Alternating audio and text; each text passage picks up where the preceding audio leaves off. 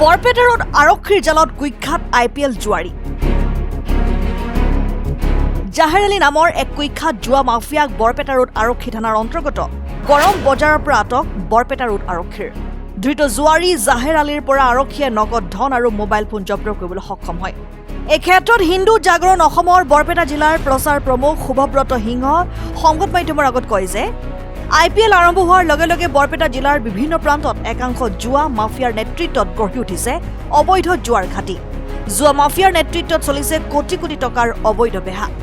ইতিমধ্যে বহু যুৱক যুৱতীয়ে জুৱা মাফিয়াৰ চক্ৰত পৰি সৰ্বশান্ত হৈছে। গতিকে আৰক্ষীয়ে ইয়াৰ বিৰুদ্ধে কঠোৰ ব্যৱস্থা গ্ৰহণ কৰাৰ দাবী জনাই তেখেতে। আমি দেখা পাইছো যে আজি IPLৰ লগত জড়িত কিছুমান ব্যক্তিক আমাৰ বৰপেটা ৰোড আৰক্ষীয়ে কৰায়ত্ব কৰিছে আৰু আমি ক'ব বিচাৰো যে এই IPLৰ সময়ত আমাৰ গোটেই বৰপেটা ৰোড অঞ্চলত এটা ডাঙৰ এটা বৃহৎ এটা জুৱাৰ বজাৰ চলি আছে আৰু প্ৰত্যেকবাৰে আমি দেখা পাইছো যে কিছুমান অঞ্চলৰ পৰা এই IPLৰ মানে লগত জড়িত ব্যক্তিসকলক ধৰা হয়, কিন্তু আমি ভাবো যে ইয়াৰ অন্তৰালত কোনোবা মানে ডাঙৰ এটা নেটৱৰ্ক জড়িত হৈ আছে।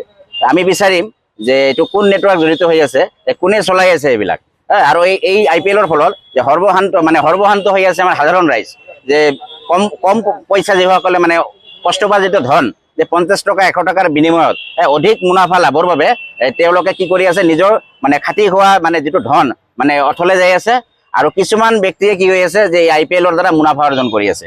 আৰু IPLটো এনেধৰণে এটা মানে আমাৰ যিদৰে ড্ৰাগছ যেনেদৰে আমাৰ সমাজত এটা মানে কুপ্ৰভাৱ পেলাইছে, এই IPLৰ দ্বাৰা আমি দেখা পাইছো যে আমি কিছুমান গাঁৱে ভূঞে দেখা পাইছো যে এই আই মাতৃসকল স্কুলীয়া ল'ৰা ছোৱালী সৰু তেওঁলোকেও মানে এই IPLৰ দ্বাৰা মানে জৰ্জৰিত হৈ আছে। এই সমাজৰ পৰা এই IPL নামক জুৱা মানে সমূলে উৎখাত হ'ব। ৰাইজে সজাগ হ'ব লাগিব, কাৰণ আমি দেখা পাইছো যে এই অকল আৰক্ষীৰ প্ৰশাসনৰ ওপৰত আমি ভৰসা কৰি থাকিলে নহ'ব, কাৰণ আমি জানি আছো যে কোন অঞ্চলত কোনে এইবিলাক কাৰ্য কৰি আছে।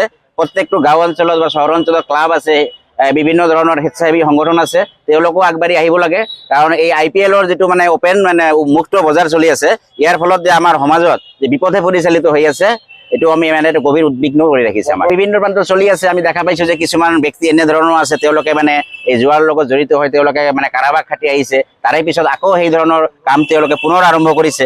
আমি বিচাৰিম যে চিৰতৰে এইবিলাক মানে বন্ধ হ'ব। এইটোতো আমাৰ অজ্ঞাত আছে, কিন্তু আমি দাবী জনাম যে এইটো মানে প্ৰশাসনে তদন্ত কৰক, যে আচলতে মানে কিং মেকাৰ কোন হয় এইবিলাকৰ, তেওঁলোকক মানে উৎখাত কৰিব লাগে। News desk report and 24 Assam।